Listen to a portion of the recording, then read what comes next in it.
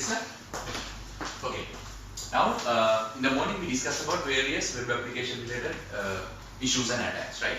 Now, I'm going to explain another similar kind of attack called cross-site scripting. Cross-site scripting.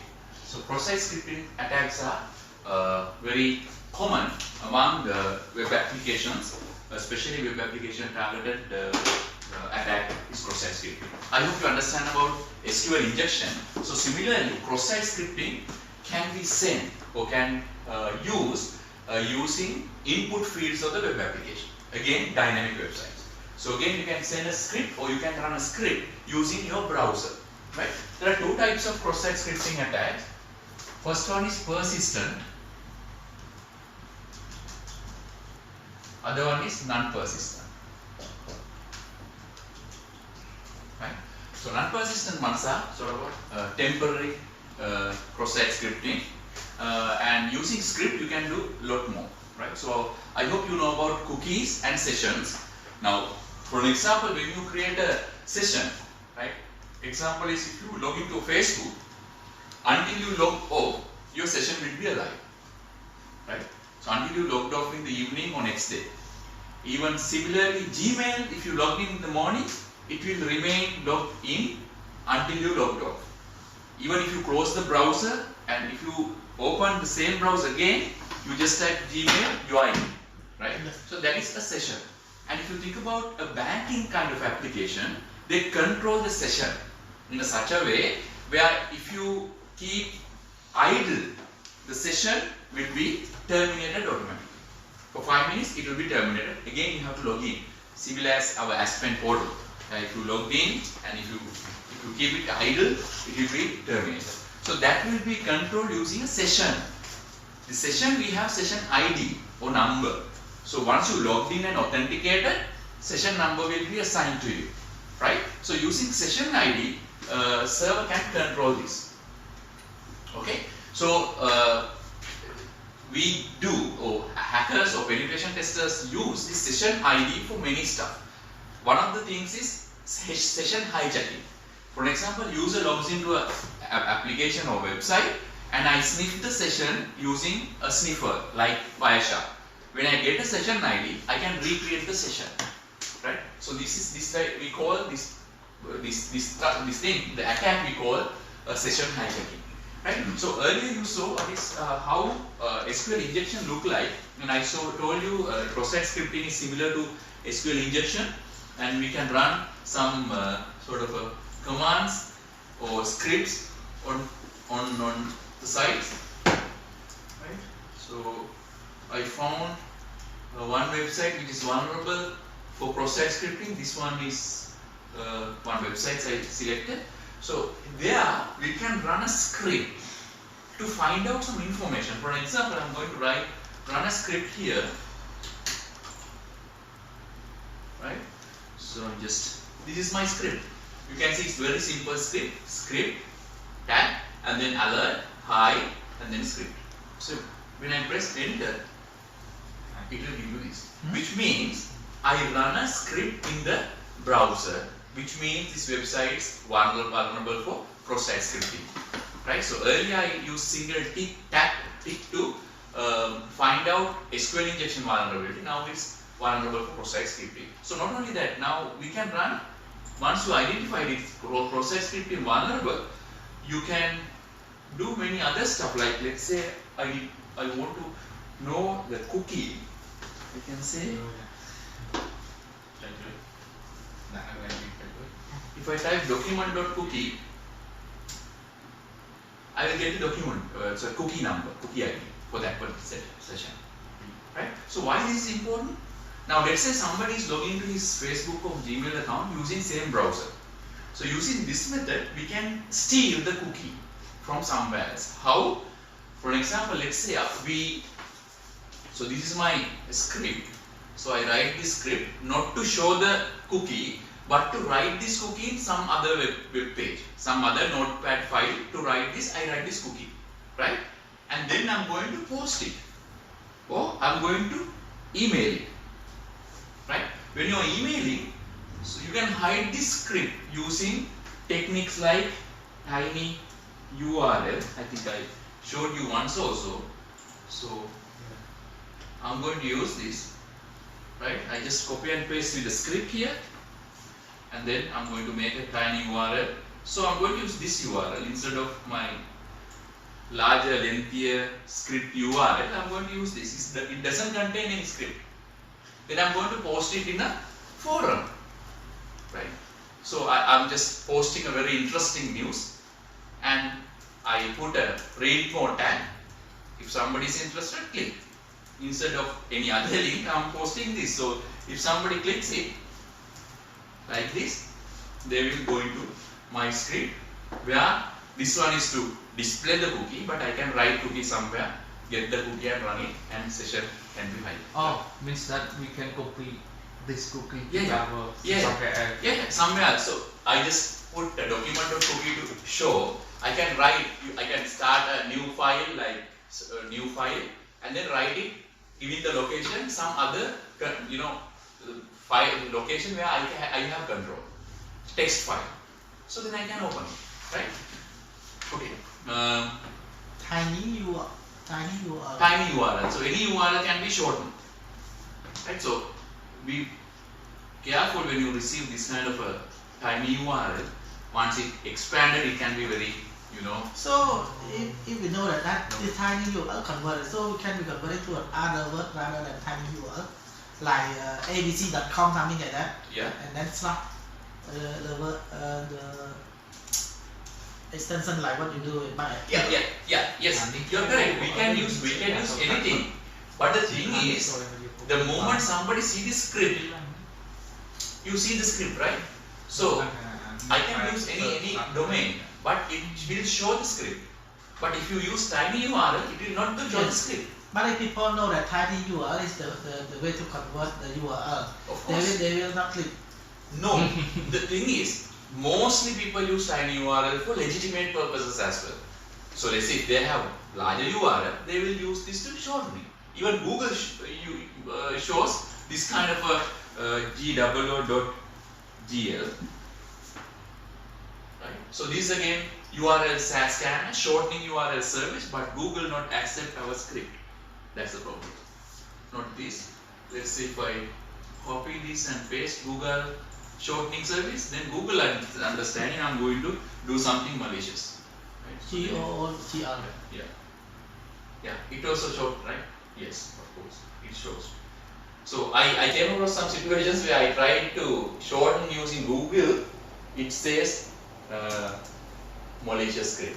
Yes, disable, right? That's the thing. Google does that, but not the tiny URL, right? So you can do it.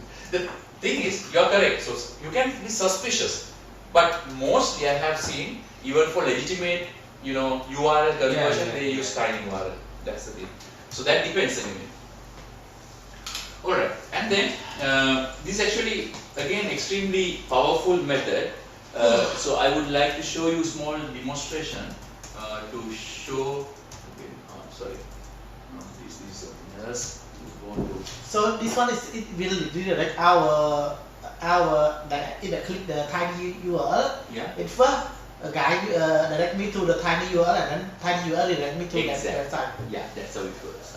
Okay.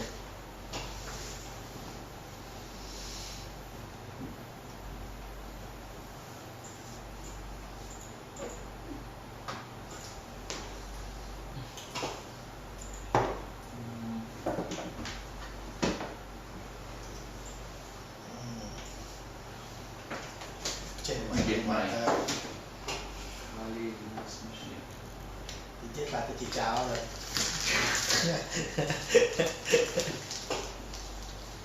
Cool sana. Mẹ cắt cool xong rồi sáng mẹ cắt cool. Ngay cắt mang đấy.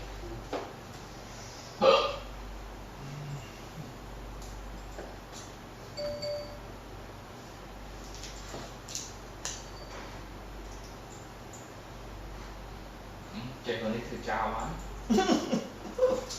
Chỉ điểm thử bán. Đúng rồi. Lùi. Thì vào cơ biết, giờ ai cho vào. Vâng. Thử bán là sầm khăn là chỗ ấy vừa dùng đơn rồi. Cỡ đi cổ kỳ. Ở cái vô cổ kỳ bán. Dạ đặt tới bằng copy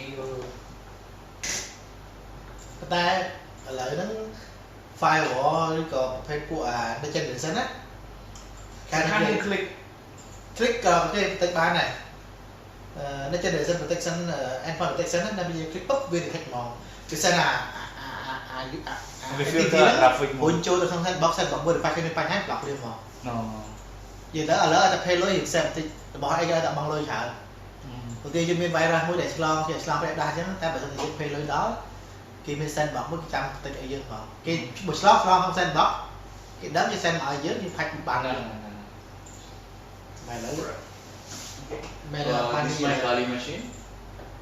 Let me go to Kali quickly. And so there's a project called BEEF. I think he has done already the lab, but I would like to show you how it works. beef set go Your BEEF, yeah. Okay. We'll see. Okay, I'm going to beef is not that coming here USR share BEEF-XSS, right? So here if you can see cross-site scripting and configuration file can be located here config.yam. If you want to open this config.yml, and this is the configuration file where once it loaded you can see many configuration.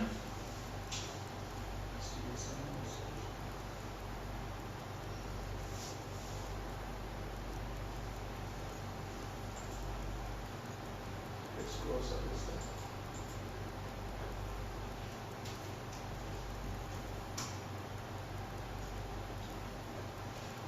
Okay, this is the configuration file, so you can see in detail configuration, but I would want to see only the password. If you want, you can change it to the control panel, right? BEEF. Okay, once this tested, right? I'm going to run BEEF, right? So once BEEF started running, it has its own server which can host a site. So let it load first.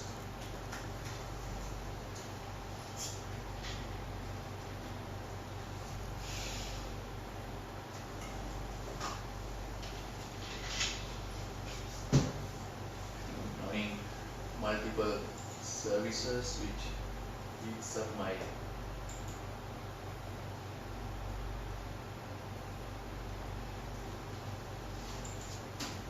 stop it.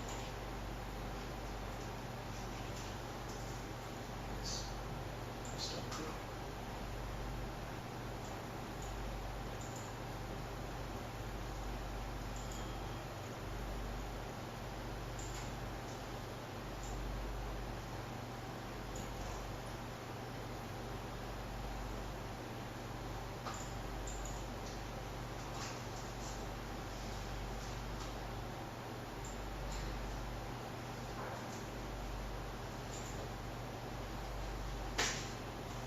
So any questions from cross-site scripting?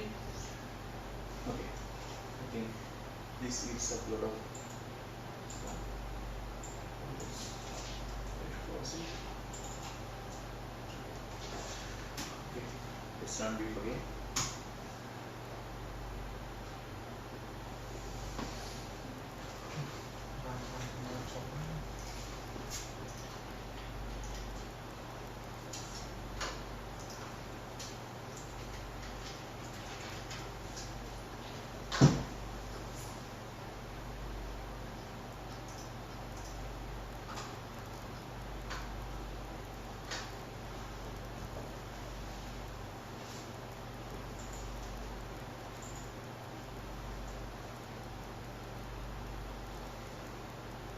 cross-site scripting before I heard the word, but I'm not really clear how the nature is. Yeah. There's no idea. It's running multiple services. Let's close this as well. Kind of sir, Yes. if we try to do the lab and understand all the thing that they try to tell us. Yeah. It's a chance to pass the exam higher. The chance to pass the exam, right? Yeah. But yes, similar. So most of the stuff will be asking the practical scenario. So it's not hard. That's why I said please do more than once. So it means that I try to do the lab as much as possible, and then when Yeah. go for exam, real exam, or even for the exam to get voucher, it's almost the same, right? Yeah. Yes. Okay. So you have to put a lot of effort for the lab. Yeah. Because one lab takes 3 hours, and we have 12 lab. Yes. Yeah. But the only thing is, when you're doing, don't follow the steps blindly. So if you don't understand, please ask. So you just follow blindly. You don't know why you have done that. So that when real exam question comes, or real practical challenge comes, you will not, used to it, because you will not get that supporting steps in the exam, right? No, I run it. You notice there is a hook here, hook URL. Hook, what does it mean, hook? Hook means it's a JavaScript created by BEEF. So we are going to embed in a page, right? It's a script, so It's a script. Script embedded in the page. Script we have to embed in the page. I'll show you how. So here you can see there are 2 URLs. That is where you have made the mistake. So if you use this hook, you can use this only within this machine. So because 127.0.0.1 the local loopback IP address. Okay. Instead, if you use this one, Okay. you can use this from any other machine, right? The panel I think below. Yeah, I will copy this and then I will go to my. I think you should choose the below this one line below that one. No. Let's say if I'm going to var w directory, right? I have, please pay your attention. Now I have index.html. I'm going to edit it. Index.html. Alright. So this is very simple web page. I'm going to paste my JavaScript here. Oh. Right? So you see, it's HTML tag to start the page. Body, in the body, I have embedded my JavaScript. Right? It's a very simple one. Right? Create this generated by BEEF. I said the text JavaScript, and then I put a marquee to understand this is a with the web page is active. Now what I'm going to do is I'm going to access this from other server, other system. Right? I'm going to open up my browser. I'm going to type http://192.168.0.254. Correct. So now I'm going to search for it. Let me check whether my Apache is running, because otherwise he will not be able to bring it up. So we search Apache start. Just start. Yes, now started. Now I should be able to access this. I think now I should be able to access it.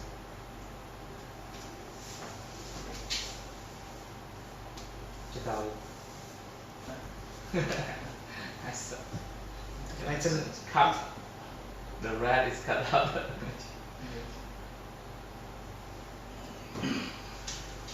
Let's check within the server.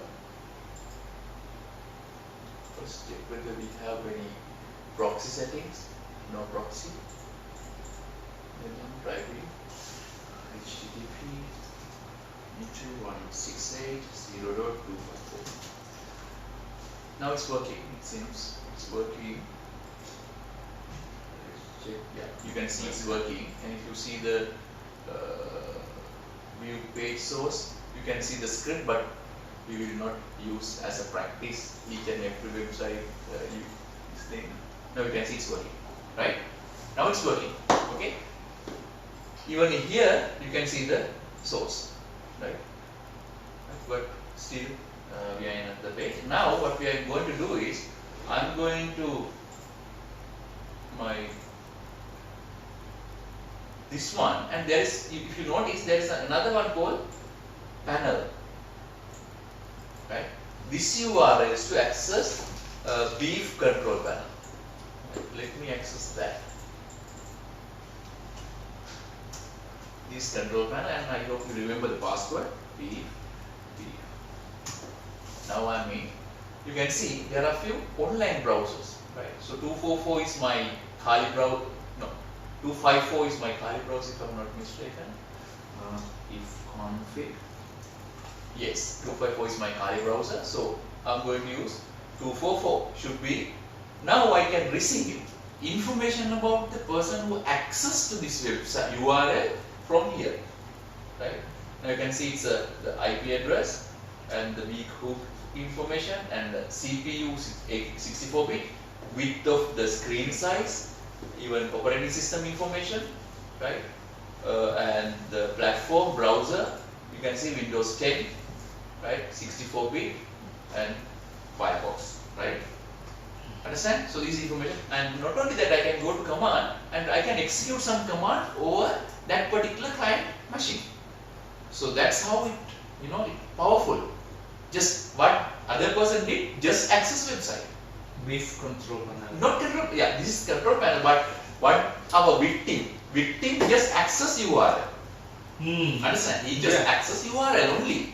Not install anything, no ActiveX control, not install any agent, just access. Now see the issue, if you open port 80, when you're in your firewall, any user access this website can bring this issue to your website, right? And then I'm going to browser, and then I'll go to, see there are many stuff that I can do, right? Many things. I just prove this, I just redirect browser and I have done this. Because any other stuff we can do now. Let's say I'm going to send this to, let's say, Facebook.com, right? Now I can execute this command. Execute and command send. This is installed in Mac, right? Mac application, not Windows application. BEEF. I talk about BEEF. No, it's a Linux one. See, if you go here, now I hope you understand the progress. Now, not only that, you can replace video, get local storage, session storage, the iOS address bar spoofing, and Chrome extensions. You can see. So does that one mean that more powerful, or the red color represent the yeah, red color usually it's like Metasploit framework, great, good, weak, something, right? So the green one is good or what? Great. See, this one, red one is more excellent one. Like, okay. can do that. Okay.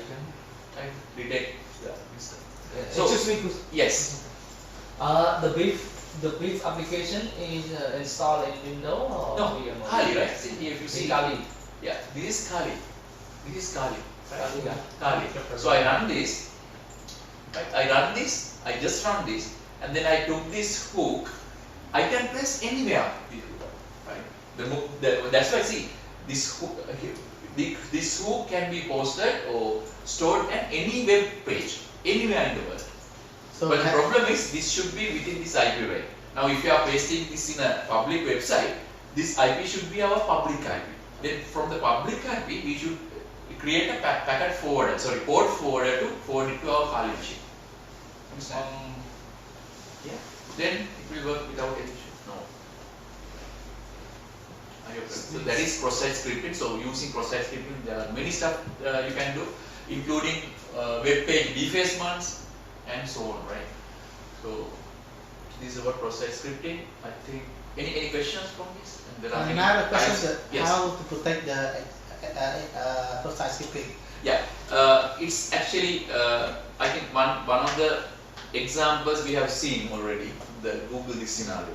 Now from your web application firewalls, you can see the script. You can cross-site script. Now let's say when I was checking the websites, right, to find out cross-site scripting vulnerable website, I found one. Sorry.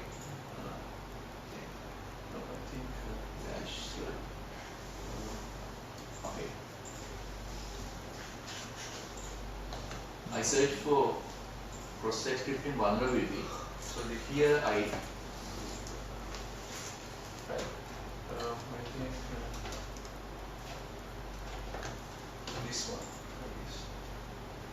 Yeah, this is a website, right? Okay. Now what I did was, this is hosted website. Now I tried doing my usual script. See what happened.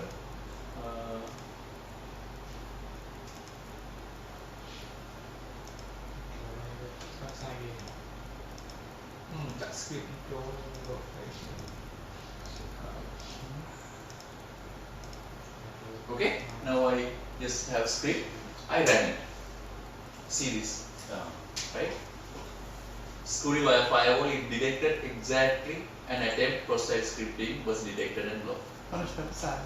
Yeah. So it has this security firewall, right? So it does cross-site scripting filtering, right? So I detected, right?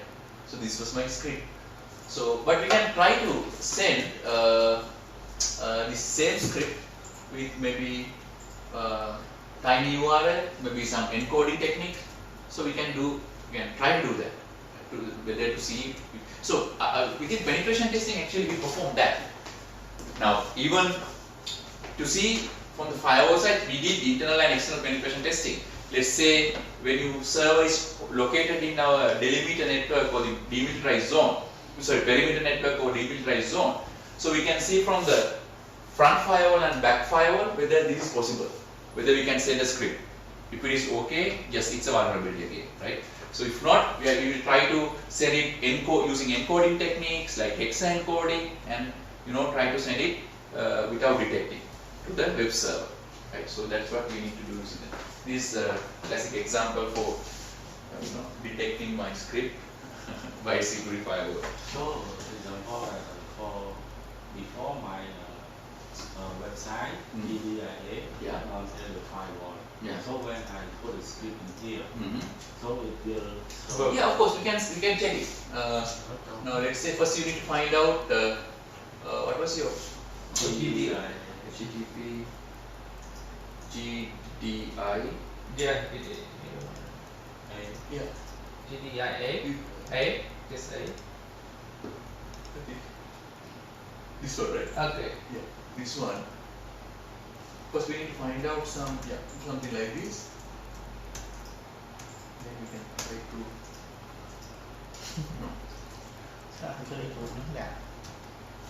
We are affected to website or not? Script got no, it is not affected. It's just not non-persistent one. I'm just checking.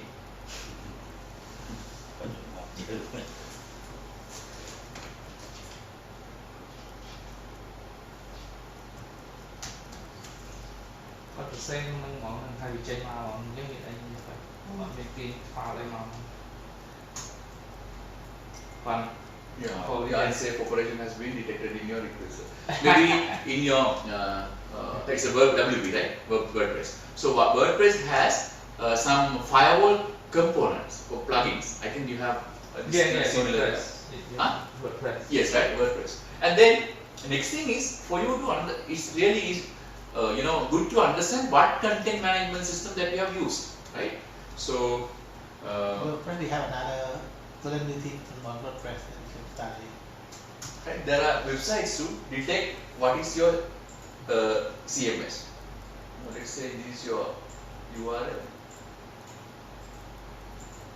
We have to do a script kéo châu.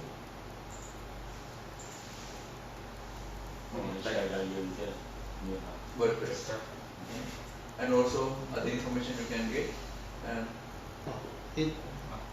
Supplement. okay. It doesn't tell that what plugin that they are using on Plugin, right? To understand the plugin, you can use this one. WP scan, WP scan, URL, HTTP, GDIA,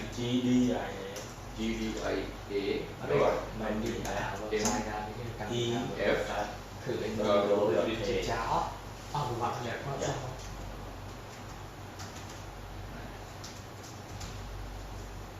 So it's a WordPress scanner. It will tell you exactly what are the plugins, extensions, if there is a so vulnerability. no other plugin, so we have to You can have full path disclosure vulnerability. Oh. Right? and then service Apache.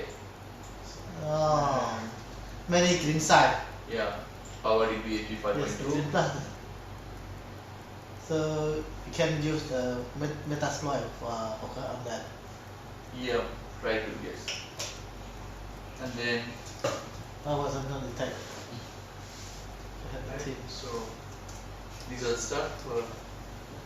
One Markiv plugin is there. Market for And then Academia 2 theme. Team man. Yeah, you have to got the theme from here. Author is him. And WordPress version cannot be detected. Theme of Academia is this. These are the stuff. So this is not an extensive scan. And also, if you would like to scan, there are some other tools like vulnerability scanners. Let's say.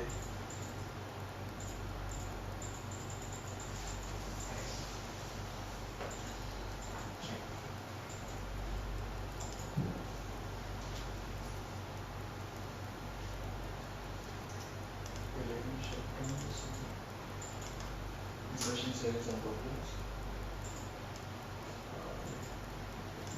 Shut down the machine. Shut down.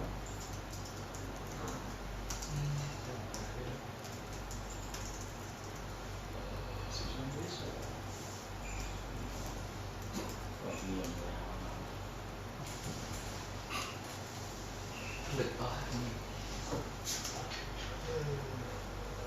Cùi thường là xa trượt cùi thường là che áo thôi. Nó bên kia này thôi là vậy. Trong cam cái đó. Any questions? Any questions from the labs? You can do, right? Now handle. Yeah. Can do. On each stack. Start? Yes. Why? For advertisement department scan. Nó từ KP đọc một tí chứ mình nào quên. Hay từ lệnh ở bên auto refresh. Mình lệnh up. Đã auto rồi. Sao tập scan á? Sao số scan nó nhầm bật mình này. Hả? Bắt ấy tụi nó về tàu finish mà. Anh ấy nhầm một vòng bật nhầm cho anh ấy scan này. Kỹ thuật chỉ phải tập một tí. Này. Này là cái nó. Ta đã select như ở nào mình làm Mình ở Việt Nam ấy. Việt Nam là lại miệt lại được để đi mất. Busan I'm not clear. I'm not sure. Nó đây là how you say nhé cho nó thuộc viện scan đấy này. The hook and the Scan được auto refresh. one is hook, another one is base panel. Okay. Can you explain? No, just shortcut. Why is this one? Sure.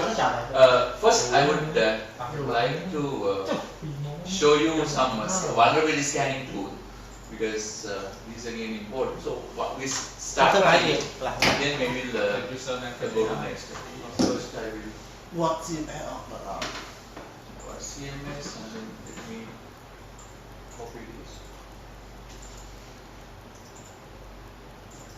So this we call Akunetex vulnerability scanner. It's quite powerful, but it's free. So not free, commercial. Sorry. Akunetex. Right? Take the muzzle. Right. So it's a comprehensive scanner. Akunetex. Yeah. It has inbuilt very strong and it shows me where you get fonts and all that. I don't want to scan them because my scope is only for your website, so I just start scanning. So it will create a sort of a crawling your website, each website by site, and for now I have, you see, there is a cross-site scripting alert, right? You can see the medium level and low level issues, and it has inbuilt reporting engine. So I can generate executive report, developer report, technical report, and any kind of a report using this. Oh, so you can do this general report and submit to ECSA. but yeah, true. But we learned that it should be manually verified, right? So just don't scan, generate the report, and give. And it will not be professional work, right? So then, yeah, the question is how to do it, right? Okay, let me do it again. At least the steps, right? So BEEF is a cross-site scripting project, right? Developed by community based organization. So you can find it in a user share XSS. Sorry, it's not XSS. XSS is another cross-site scripting tool. You have a lab there. Sorry, not the XSS. Sorry, BEEF-XSS. All related files to XSL you can see here, cross-site scripting and keys and all that here. So this is the configuration file. If you want to do any configuration, you can do that. If not, you can run this executable file, which is BEEF. Okay, I'm running it. So once run, it generates a hook and a control panel. You can see it generates a panel in a 12700. Right? What is this? This loopback address. So if you use it, you can use this for internal, local, within this machine testing. Otherwise, you can't use. So this is the one you need to use. This is a hook URL. First, that is the hook that you need to paste in a or run in any web page. I copy this and I have a hosted website in a leafpad var www.index.html. I open it and I paste this here like this, right? Now you can see this is very simple web page. HTML tag and I close the HTML tag, body tag, I closed it and I wrote a script source like this. Script source HTTP our hook and space type text JavaScript and I close this and mark it, right? I close it. Save, yes. Alright, and then I verify my Apache service is running.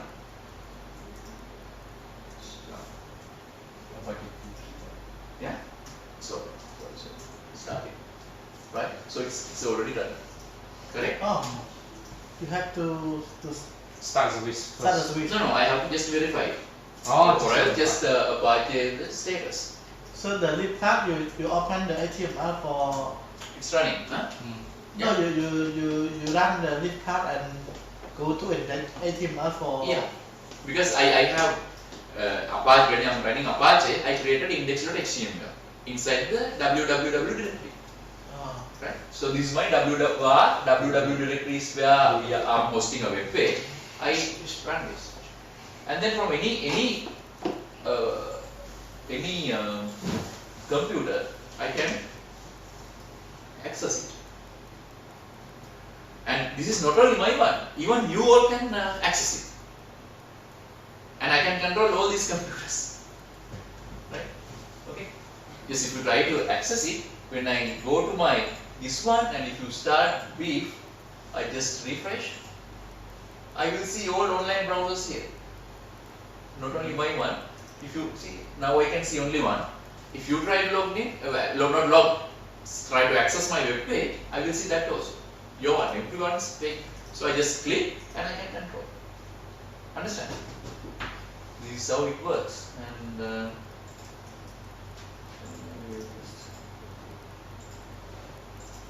so, But the BEEF is it just file run only in Kali, right?